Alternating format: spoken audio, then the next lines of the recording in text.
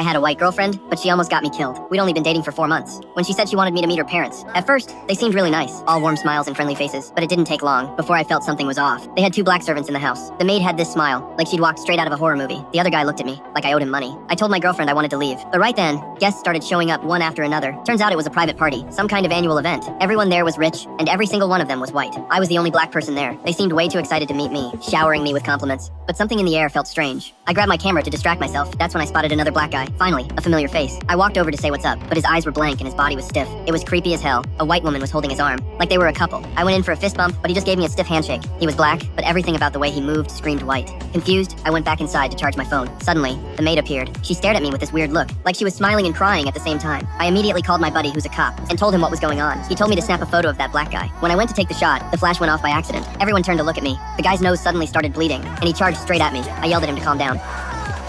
I sent the photo to my friend. He called me back right away. That man had been reported missing 6 months ago. I started shaking. I knew I had to get out of there fast. But those people weren't there for a party. They were holding an auction, and I was the item up for sale. Some guy bought me, and I had no idea what was happening. I found a red box. Inside were photos, dozens of pictures of my girlfriend with different black men, all pretending to be couples. She told me I was her first black boyfriend. It was all lies. I also found old photos of her with the maid. Suddenly, everything made sense. I tried to stay calm, and said I just wanted to leave. But when we got to the door, her brother blocked the exit. Her parents closed in too. She said she couldn't find the car keys. That's when I completely lost it. Rose! Rose! Rose, give me those keys! Rose, give me those keys. Rose, now! Now, the keys! I tried to run, but her mother tapped her teacup, and I blacked out instantly.